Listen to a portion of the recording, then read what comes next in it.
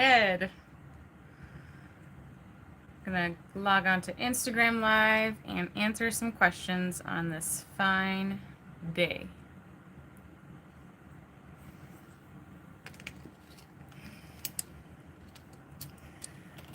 Okay, hopefully that stays. All right, going live. I am beet red because I just ran a mile, and since I had my foot surgery, I lost a lot of my endurance for cardio. Anyways, I've actually gotten stronger. I hit a PR today, but I am red because I was running. I'm totally fine. Good morning. I'm here to answer questions. I have 2 people on YouTube. Good morning. 11 people on Instagram. How are you guys doing? Hope you had a good weekend. Happy Monday. I'm here to answer any questions that you have about anything.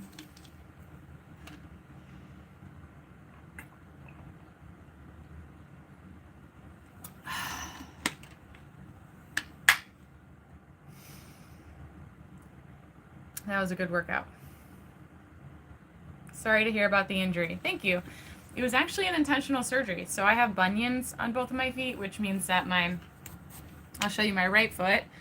My toe, like the degrees between my big toe and my small toe is it's double what it should be. So it's like a corrective surgery. And I did my left foot, and I actually recovered really, really quickly. No doubt thanks to the way that I eat, just a ton of animal foods, lots of meat, lots of collagen. My doctor was blown away at how quickly I recovered. Whew. So I can run now, but man, like, it's harder than it used to be. But I know it'll come back. It always does. It was one of those workouts where I wanted to scale it. I wanted to just run 200 meters, but I had to go 400 meters 4 times, which is a mile. And I did it, and I'm proud of myself. I actually accidentally did an extra run at the end.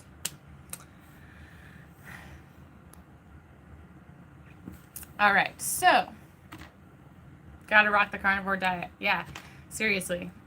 Even though I've introduced other foods like homemade sourdough bread and I had watermelon yesterday, it's not like I'm abandoning animal foods. It's just that I've healed and I can tolerate other foods without having any symptoms or issues.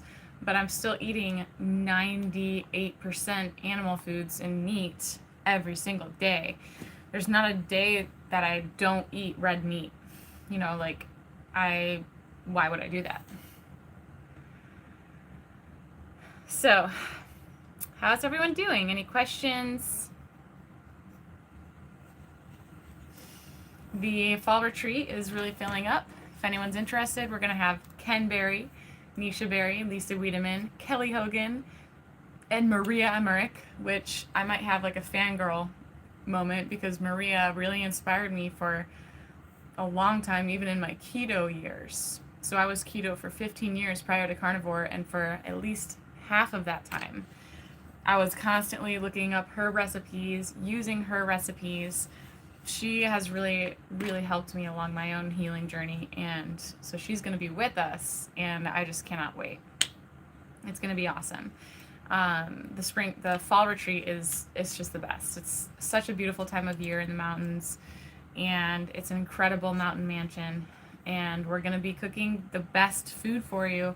Billy Doe Meats, North Star Bison. We're going to have awesome beef cuts. Billy Doe actually offers beef, and so they're actually saving up so that they can contribute for my fall retreat. And I'm still paying them for this. It still costs money, but they actually save up because Billy Doe Meats is non-aged, so everything is fresh.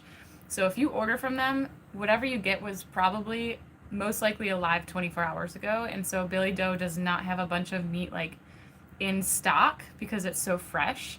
But they very intentionally save up certain cuts that they know that I use for my retreats, like the bone slant sirloin, the lamb bacon, the lamb chops, things like that. It's so nice. You look so healthy. Fantastic. God is faithful. Thank you so much. He is. He is so good. I've really been just soaking up my time with God. And not that I don't do that every day, I do find time to do that, but I just feel like He's calling me into a new season and ministering to my heart so that I can minister to others. And that's just really exciting for me. That's awesome. Would you recommend going carnivore cold turkey for someone who already has health issues? It's hard to answer that. What I would ask you is, what have you been eating? How many carbs have you been eating? Have you ever gone low carb? And we want this to be sustainable for you. So sustainability usually means slow and steady. If you take an extreme approach, it might not last too long, and it might actually trigger some people to just throw the baby out with the bathwater. And this was my journey. Is I tried to go strict beef, salt, and water 8 times, and every time I felt worse. And the time that the carnivore diet stuck was when I gave myself permission to draw outside the lines and eat other animal foods. So I healed eating Billy Doe meats. I ate goat, lamb, veal. I ate just meat, salt, and water for a year. And Billy Doe is what made that possible. So for you, I would say, are you really addicted to sugar? If so, then maybe go slowly. And as you titrate your carbs down, titrate your animal fat up, and allow your body to adapt, because you might mentally be prepared to go cold turkey on something, but your body is adaptive. And so if you just switch from 200 carbs per day to 0 carbs per day and 2 sticks of butter, guess what? You're going to probably get diarrhea, nausea, heart palpitations. Your digestion is going to be messed up. And that is a scenario where you could just end up throwing the baby out with the bathwater and just saying, well, this isn't for me. But the fact is that you didn't take it slow enough. You just need to go slow and steady. So kind of depends on the person. It depends on what your health issues are.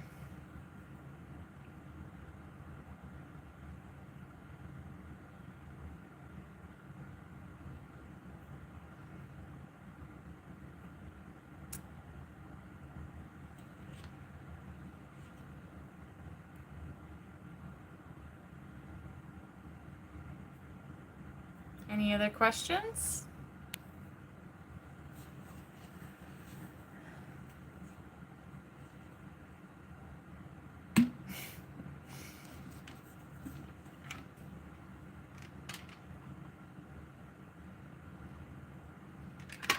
Is it true that fiber inhibits nutrient absorption? That's a good question.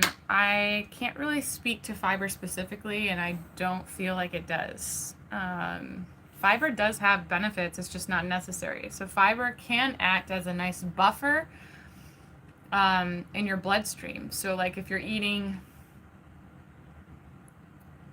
a ton of protein, a bolus of protein, eating some fiber in between those bites could actually help to break it up and slow the release into your bloodstream and help keep your blood sugar stable. Fiber also feeds butyrate, which is great for the gut, but guess what? We can eat meat with collagen and tendons, and that is where we get butyrate. So we don't need fiber. I know that anti-nutrients inhibit absorption of nutrients, so like oxalate. So you could say certain fibers that contain anti-nutrients like oxalate definitely bind to nutrients. I know zinc for sure is one of the main ones that is binded, and we need zinc. So I actually wouldn't feel comfortable saying fiber inhibits nutrient absorption because I've not seen any actual studies based on that, and I'm the type of person who needs to see a real study. I would say my whole life was carnivore, but it was actually I don't understand.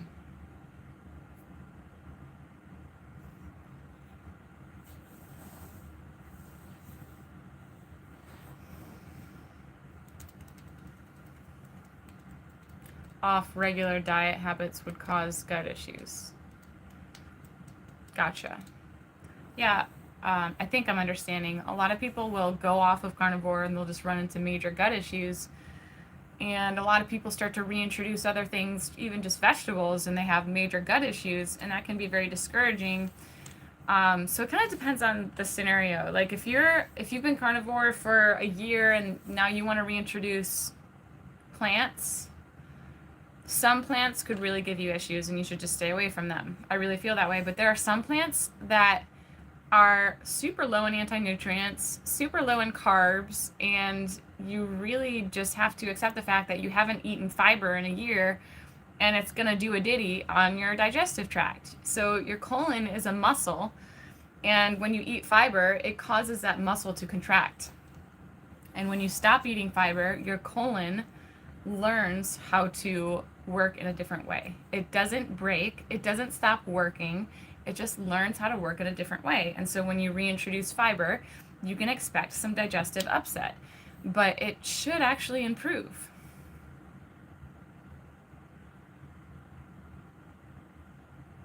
If you have been eating the standard American diet, would you recommend finding some bridge foods / drinks to help transition to carnivore? That's a great question. It depends on the person. Are you a moderator or are you an abstainer? Have you struggled with binge eating? Have you struggled with severe sugar addiction? And my husband is a good example. So he tried to go keto once, and he did it for a couple weeks, and then I remember I was at the gym. This is before we were dating, and he approached me at Planet Fitness, and he was like, "How bad would it be if I just got a pizza today?" And I was like, I mean, carbs are a slippery slope. And sure enough, he just fell off the wagon. And he just went back to eating Wingstop and pizza and all the things. And so when he tried it again, he decided that he would not allow anything that was non-carnivore or anything like that. He felt like those things would just cause him to slip up and eat the real junk food. And then he failed. And so the third time was after my first retreat, and it was fall of 2021, and the special guest was Sally Norton, and Tyler was just, his eyes were open. Like, he realized he was eating a ton of oxalate, and he wanted to become carnivore after that. And so he gave himself permission to eat my carnivore brownies, and he will tell you himself, those are one of the main reasons he was able to bridge over into the carnivore diet from the standard American diet. And I was making huge batches for him. And I was putting Lily's chocolate chips in them, making them super decadent and delicious. And so it depends on the person. I've done a couple of YouTube videos about this. I did a video with 3 other carnivore women who do not use sweeteners. And that was a really good video. But it just depends on your definition of bridging over. Like, my version of bridging over or making something sustainable is very mindfully using things that are not carnivore. I do use stevia. I use low oxalate, low carb veg as garnish. I use herbs. I use garlic. And these things make it much more sustainable for a lot of people.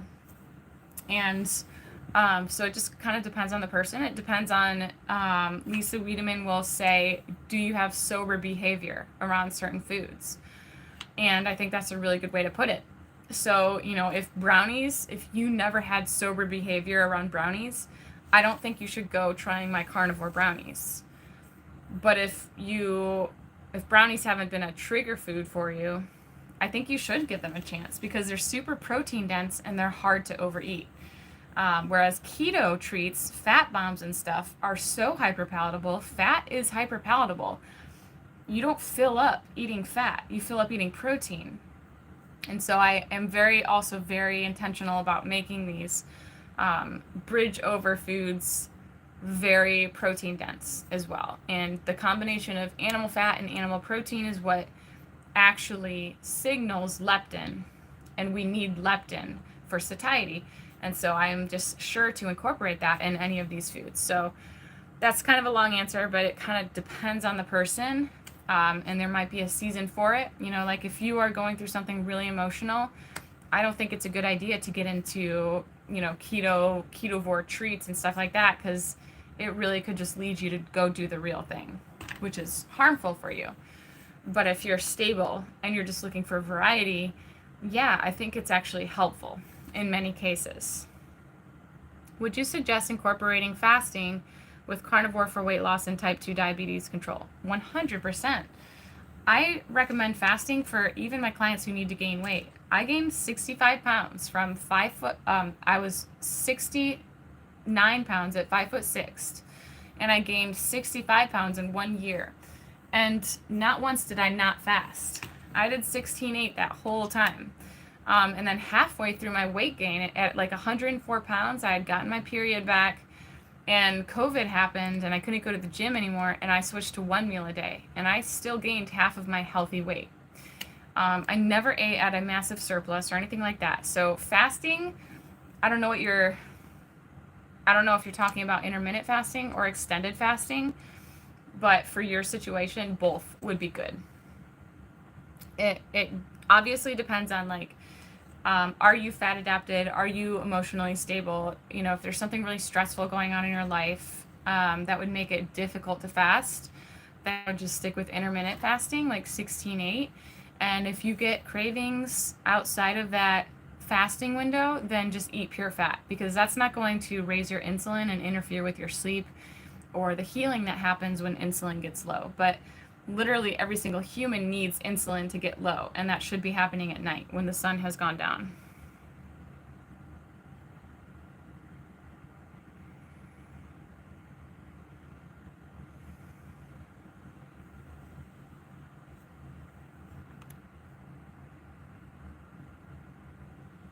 Can you describe how you work with someone one-on-one? Yeah, absolutely. So I have an intake form that I'll have you fill out. It's like 9 questions, really basic things. And I also offer a breakthrough session, and this is a free phone call. It's 15 to 20 minutes long, and it's just designed for you to share a bit about what you're going through, you know, one-on-one with our voices. You know, there's a difference between talking on the phone and through email, and some people are ready to sign up just through email because they've seen enough of me on YouTube and stuff like that.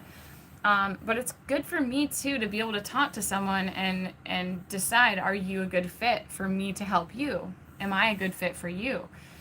So I encourage people to take advantage of that breakthrough session. I will not make any recommendations for you. This is not a call where I'll set up a plan for you. This is a call for people who are extremely interested in working with me.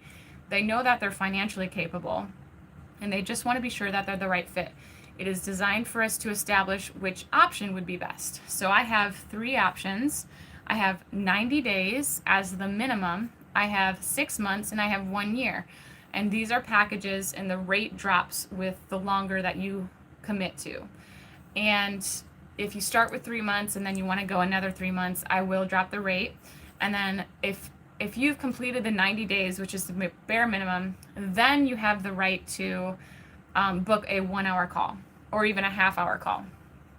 So once you have become an established client, you can book calls by the hour, by the half hour. That's totally up to you.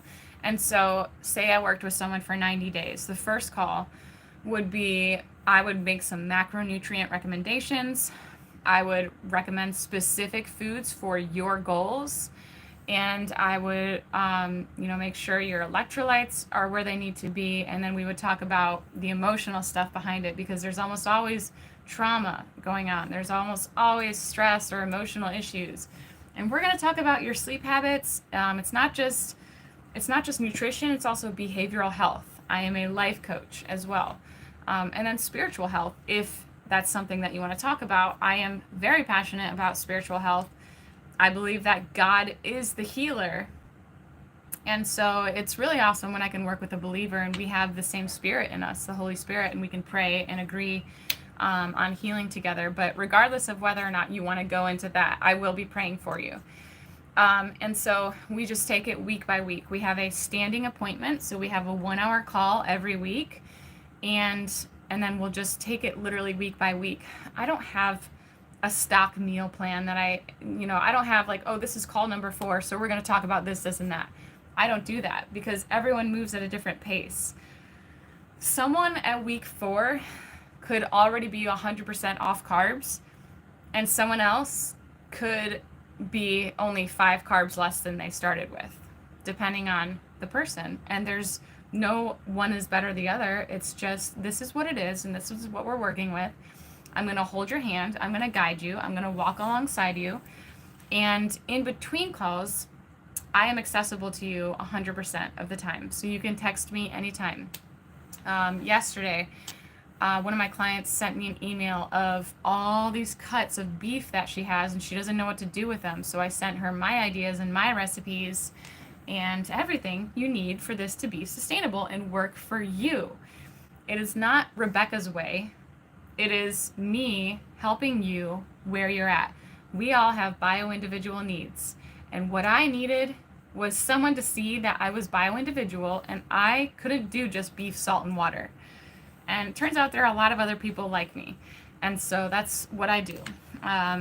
If you have any more specific questions, I'm happy to answer them, but that's what that looks like. And for people who do 6 months to a year, we 98% of the time are going to spend the last month or even 2 months reintroducing other foods because you have already healed, you have already met your goal and surpassed your goal with other benefits that you didn't even put on your intake form. This happens all the time and it's so awesome.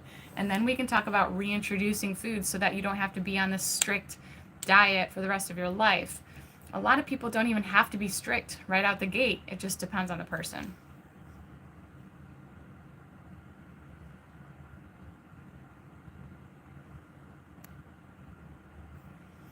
I have not looked into that book.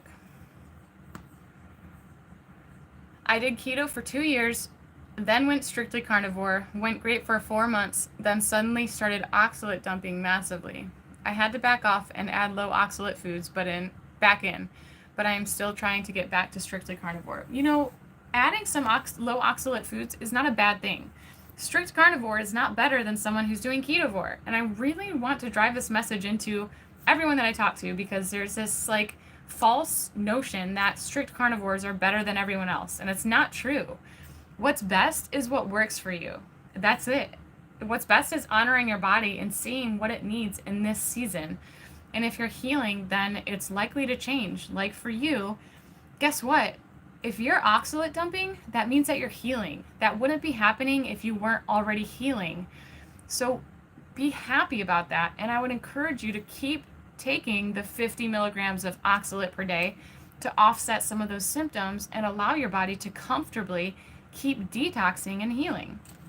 If going strict carnivore is not working well for you, that's not bad. That's not bad.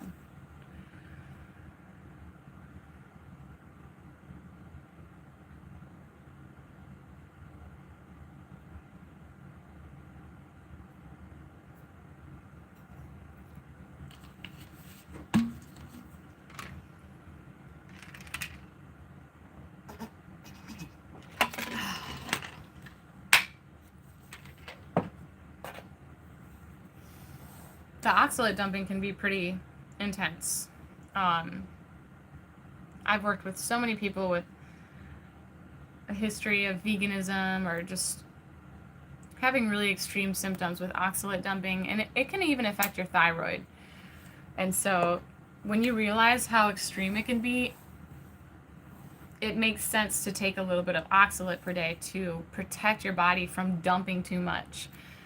And I talk about this even with people with Lyme disease. Like, I recommend eating a great diet that supports your body at a systemic level. Sleep well, support your stress levels and things like that.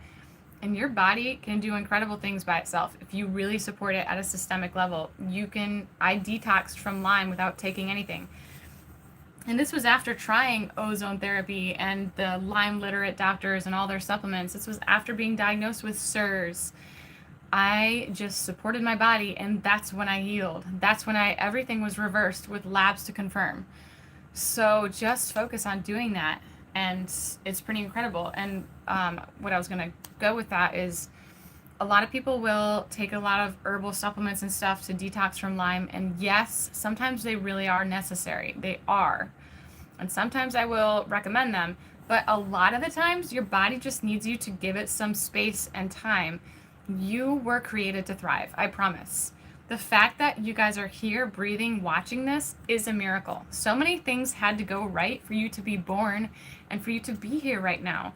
And you've got to trust your body that it can heal. and that it wants to thrive. I just made a post. One of my friends sent me a voice message, and I made the post out of it. And she was saying, when we get a scrape or we break a bone, we trust for it to heal on its own. The body will repair itself. But if we damage our guts or intestines or something, why don't we trust that the body will heal? And I think it's just so good.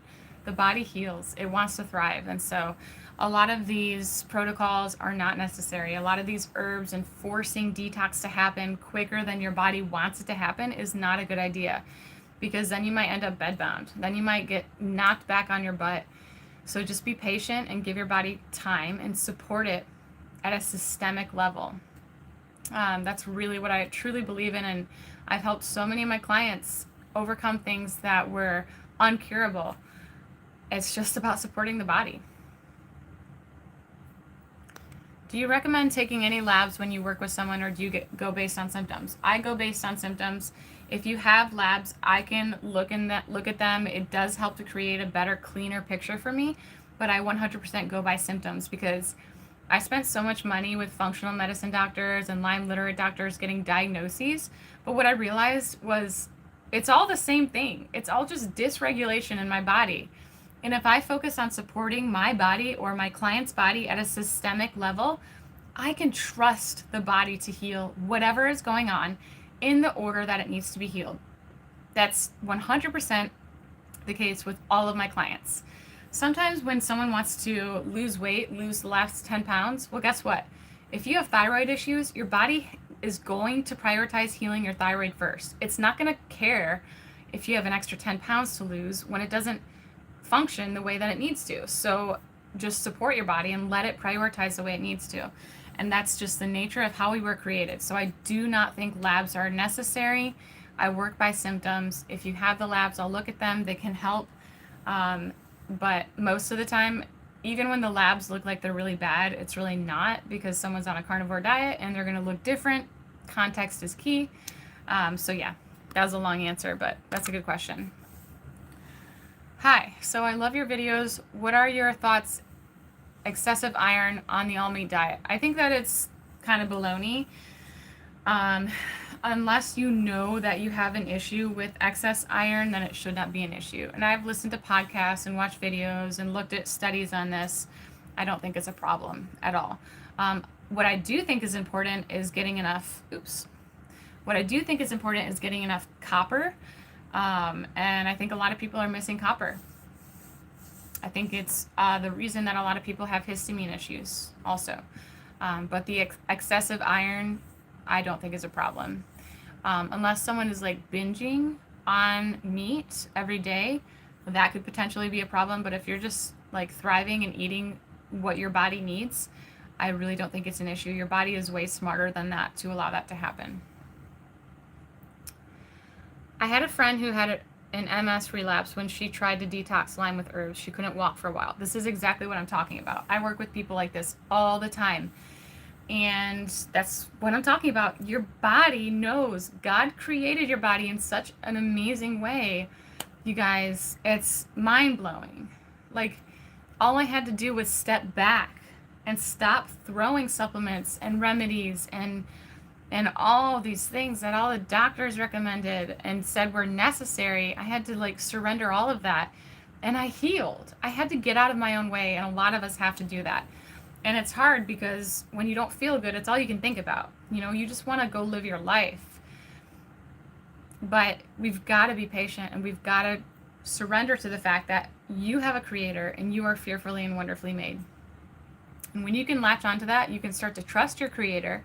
You can trust your savior, God, and trust that he didn't make a mistake when he created you.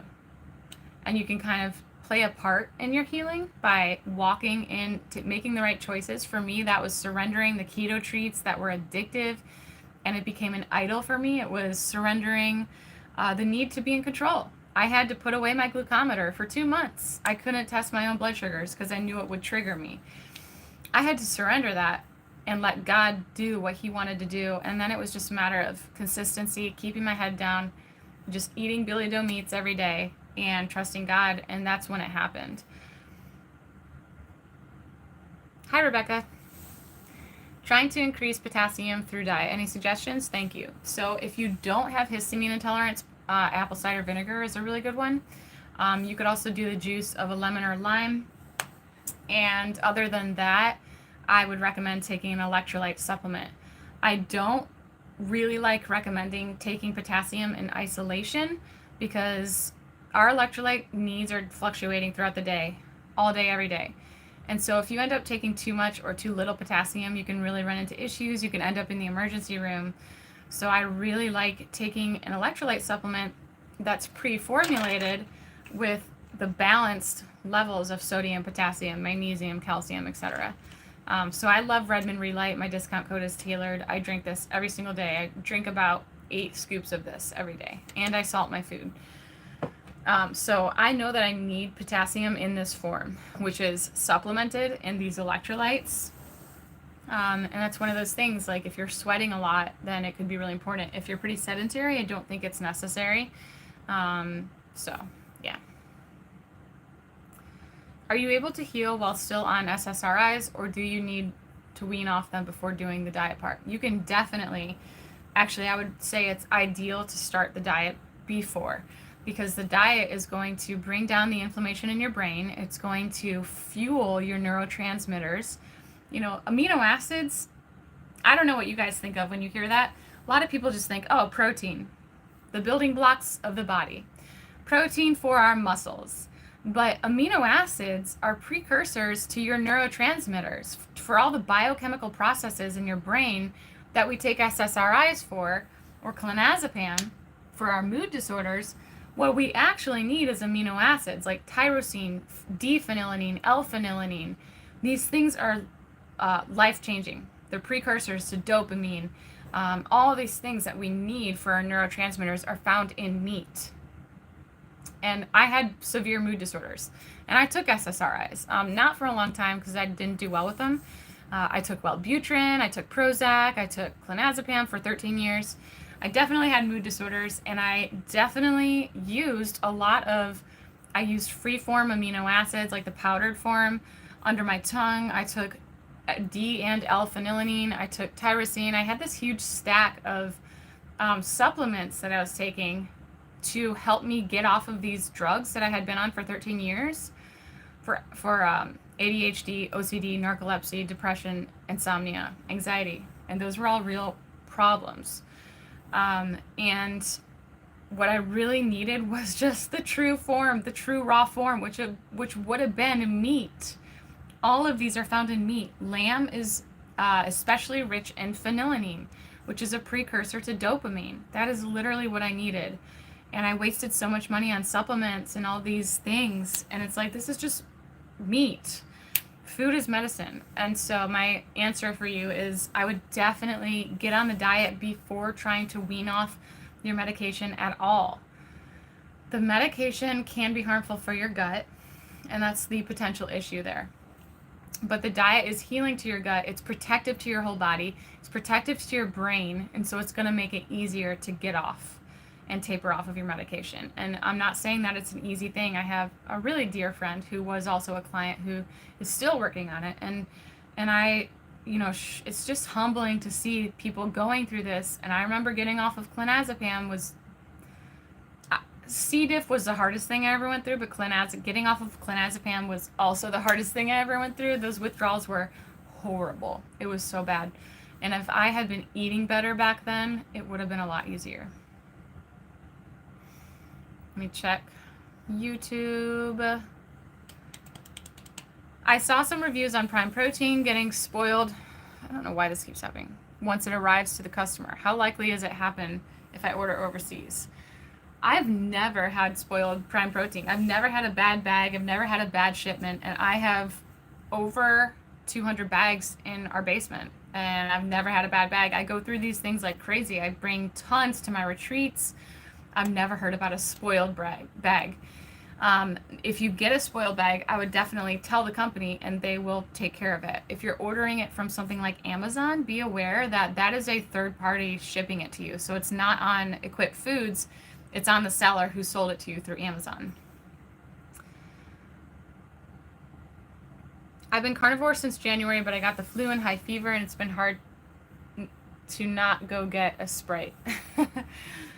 Yeah. Drink some, maybe some some seltzer water, or my electrolyte slushy. That really hits the spot. It's sweet tasting, it's tart, and it's so refreshing, and it's so good for you. Yeah, stay with it, because I promise you, drinking sugar is not going to help your immune system.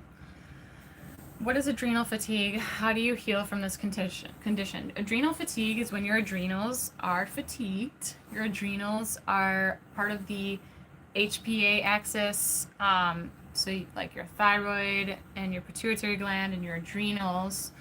And you can experience adrenal burnout from running on adrenaline, like me. Like, I took Adderall, a lot of it, for 13 years. And I was like a steamed vegetable after that. I had severe adrenal fatigue. I was diagnosed with chronic fatigue syndrome. I was diagnosed with Addison's disease, which is when your body stops producing cortisol. And that was definitely adrenal fatigue. And I bounced back from it by eating properly. And a lot of people could say the adrenal fatigue was from SIRS or Lyme disease. And this is where I was getting at earlier. It's all the same thing. It's all just dysregulation in my body, and I need to support my body at a systemic level. And what I needed was to surrender my idols, stop trusting a diet more than God himself, and also eat in a way that was supportive to my body. So to you, I would say eat meat. You need those amino acids to heal your adrenals. 200 bags, wow. Yeah, we have a lot of prime protein. And that's my personal stash that I've paid for. Like, for my retreats, they give me a small discount. And Equip Foods is so awesome. I've also won a lot of the Ambassador of the Month things they have every month. And so I get a coupon to use, which is really exciting. But yeah, I mean, we invested in that because it's survival food. Tyler and myself, we really believe that we are in the end times, and we want to be prepared for, if there's rioting, or if we're not even allowed to buy things at the grocery store because we don't have the mark, like, we need to be prepared. And prime protein is one of those survival foods. It's beef protein isolate. It's a complete protein in the form of powder, and it's quite palatable. So yeah, it's definitely something we stock up on intentionally. I'd like to be stocking up on carnivore/keto foods. Any suggestions? Yeah, so the prime protein is number one because it's a complete protein. I have been really trying to find and affiliate with a freeze-dried wholesaler, like someone who will sell people freeze-dried meat. But I have not heard back from any of them, and I would just love to do that. So if you can do that, if you have the resource, I don't really have one to recommend because I think they're all just really overpriced. But the ones that we have chosen to stock up with are the carnivore bar, sardines, anchovies, and what's that one? Cod livers. And you can get all those from Amazon. The cod liver that I use is it's called ICAN, and they're really good, and they stay good for years and years and years. So those are great. The sardines and anchovies have everything you need. They don't have a lot of fat, but they have the calcium and the bones in the fish, and then they're just full of nutrients.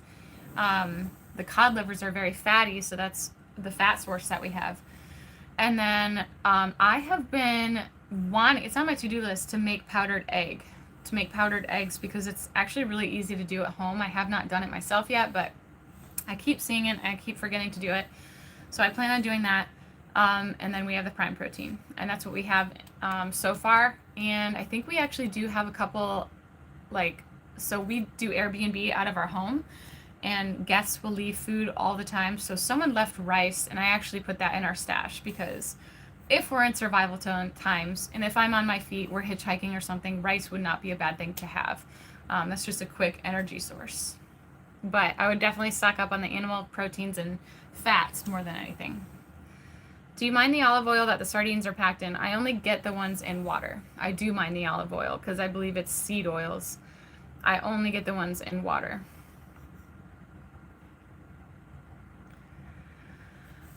Yes, it was on Amazon. Yes. So contact the seller. It's not the protein powder. It's not Equip Foods. It's definitely the seller. My husband works for Amazon, and or he sells on his own. And a lot of people message him and they think that he is Amazon, and I'm like, he's not. He's just a seller. So yeah.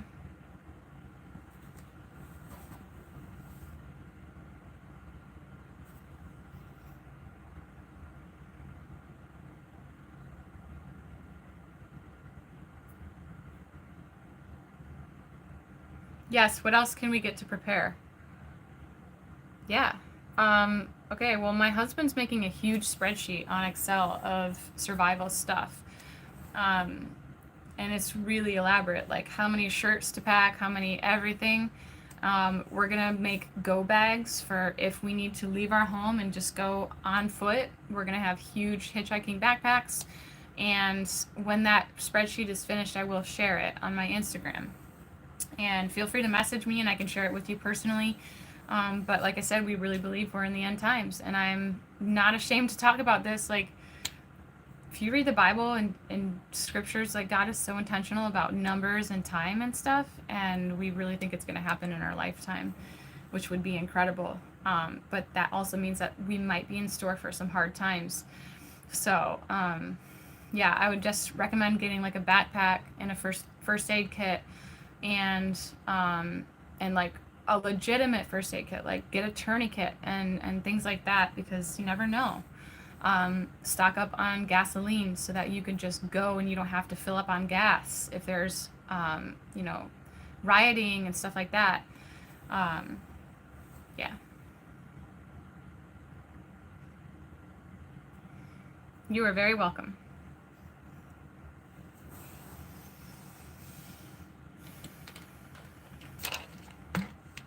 Would love to hear more about your prepping. Excellent topic. Thank you. You're very welcome.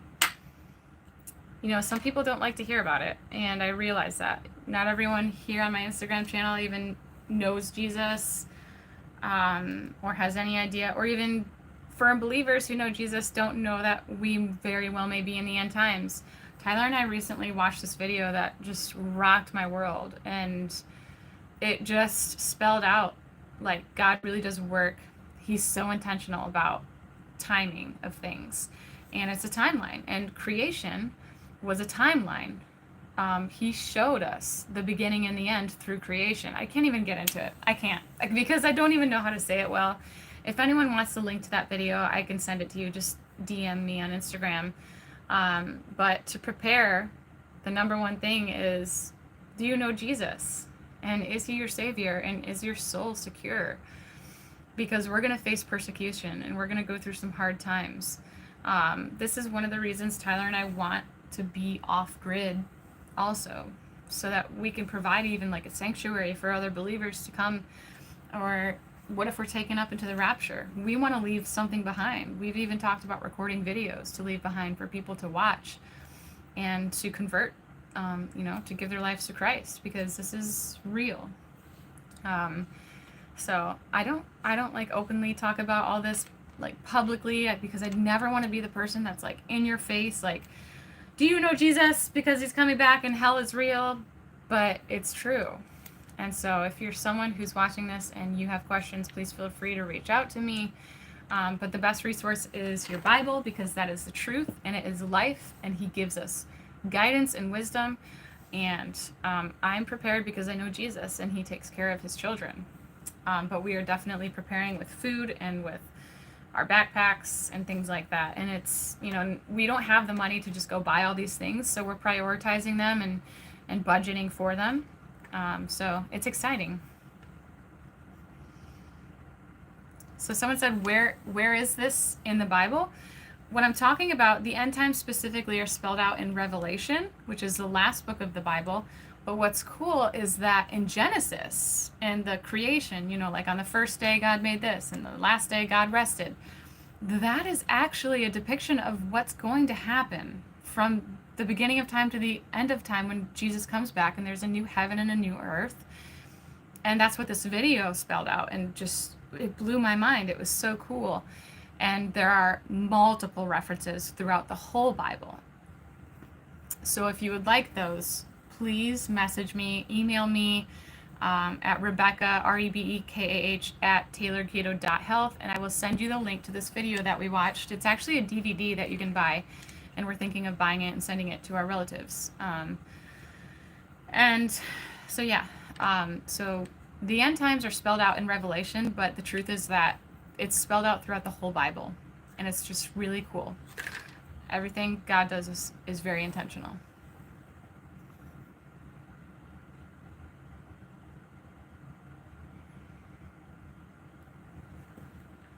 So yeah, we're excited. I definitely need to get my gun license. That's also on our to-do list, and I'm excited for that. I'd like the video info, thanks. So please email me, Mary, at Rebekah, Rebekah, at tailoredketo.health, and I'll send you the direct link. And anyone else, just like, I am more than open about this topic. Like I said, I just don't like to slam it into people's faces because I don't think that's a good approach.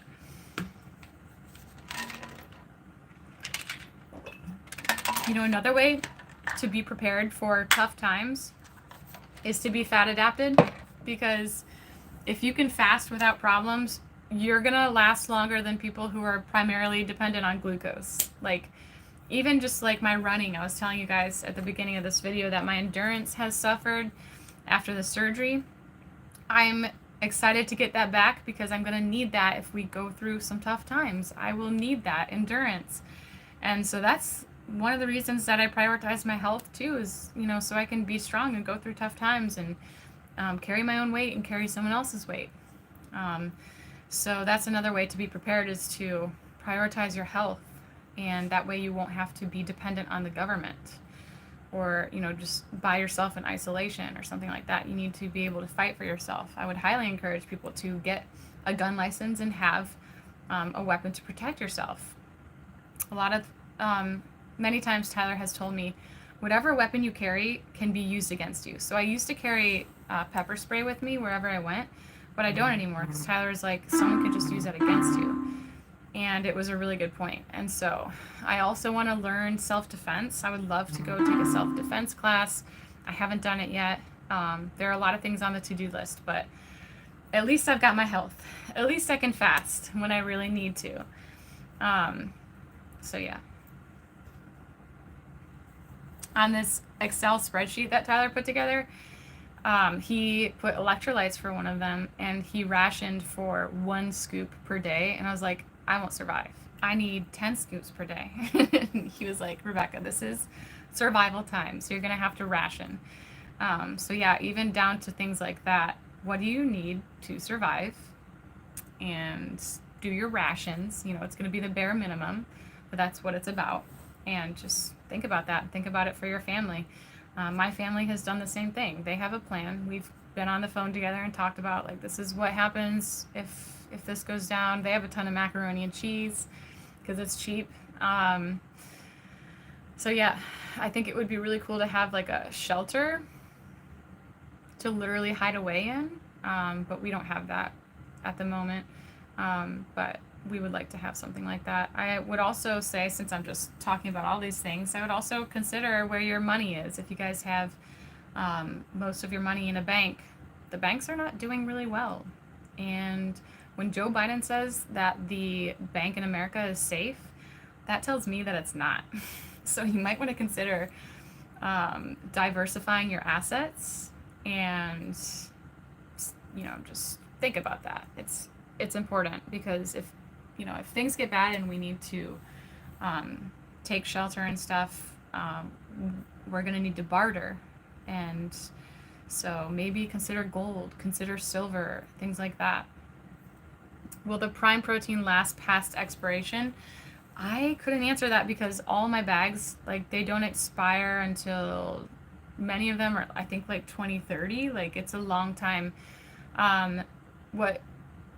If you're concerned about it, you could keep it in the freezer, which would stop any process. But if it hasn't been opened, I would put money on it not really going bad after the expiration date, because it's isolate. It's a powder form. It doesn't have any moisture in there. So if it hasn't been opened, then I would bet, but I don't know for sure because I've never gotten that far.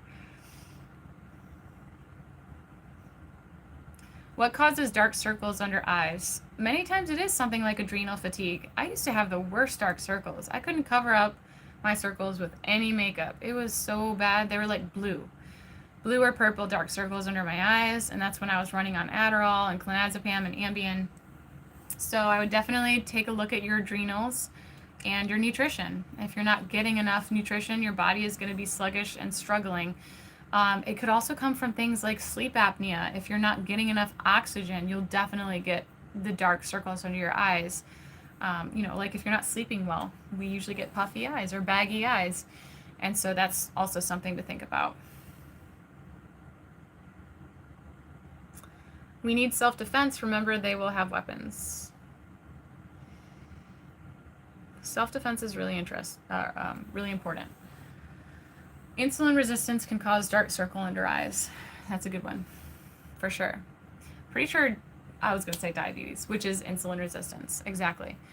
Would you suggest drinking the protein powder along with eating meat while you're trying to heal gut issues? If you're trying to heal your gut, meat is better than anything else because the protein powder is a complete protein, but when you're eating meat, it very often comes with cartilage and tendons, and those contain even nutrients. Like I said earlier, it's like our fiber on the carnivore diet, and it's very good for your gut.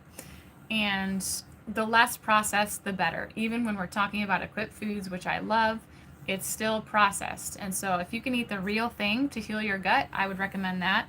And let the protein powder just be a treat. Let it be something for some variety. Make some carnivore ice cream or carnivore brownies or carnivore carrot cake. All of these recipes are on my YouTube channel. They will be in my cookbook, but you should be eating meat every day. And if you can tolerate it, broth from cooking the meat. It's incredible from Billy Doe meats because it's non-aged, and if you make it in the pressure cooker, it'll be low histamine. That is really great for your gut, and then that animal fat is great for your gut as well. People always talk about collagen for healing the gut, but we need animal fat equally to heal the gut. And so I got all of that from the lamb, from Billy Doe meats, and the prime protein is like 1 gram of fat, so you're definitely not going to be able to heal your gut by just eating prime protein.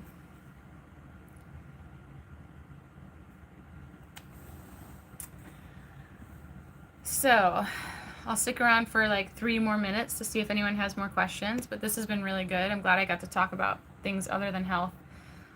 More a past question, if you want to answer a bit. Aside from your faith and God's strength, how on earth did you manage to keep a clear mind with so many different meds/challenges? I didn't keep a clear mind. I was constantly struggling in my mind. I had such bad mood disorders. I would go running. That was something I did to distract myself. I did yoga. That was something I did to distract myself. And every time I say yoga, someone comes at me and they're like, I'm not like awakening the chakras or anything like that. I'm stretching and breathing. What I mean when I say yoga, literally, that's all I'm doing. And so that's that. But I don't even do that anymore. I would go for walks in nature parks. That was my safe place. That was my only safe place for a really long time. And I would literally walk 3 or 4 times a day for hours each time. I would just come home to eat and then I would leave again to go walk in a nature park because I couldn't turn off the thoughts. I couldn't turn off the anxiety. I couldn't turn it off. I was constantly trying to escape from myself. So my answer is I didn't have a calm mind until Christ changed my life and delivered me from that. In 2 Timothy, it says that the Spirit of God, or God does not give us a spirit of fear, but a spirit of power, of love, and a sound mind. And that's the truth. He gave me a spirit of power, of love, and a sound mind. And I believe that I would still have those mood disorders severely if I had not been delivered by God.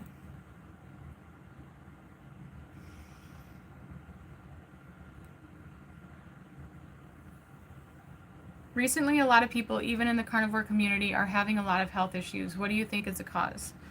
I'm not really sure who you're referring to.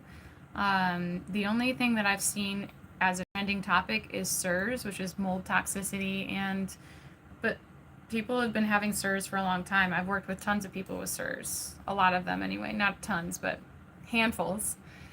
And so I think it's just that we get these keywords. You know, a couple years ago it was histamine intolerance, and now it's SIRS. And then in 2 years it's going to be something else. So I don't think that people are getting more sick than they ever have been, but it could be that there are situations where people need a protocol, like the shoemaker protocol, or they do need herbs to help them detox. And they can't just carnivore harder, is what people keep saying. And so that is the case with a lot of people. And then I do think that people hit plateaus in the carnivore community because I know this because I have had clients since I started this job. Never once did I not have a client since my first, announcing that I was a health coach. There are a lot of people who don't track their macros or consider the types of animal fats that they're eating. That maybe the fat coming from lamb is better than the fat coming from bacon. There are a lot of people who hit plateaus because there is something more that they could be doing, even though they are carnivore.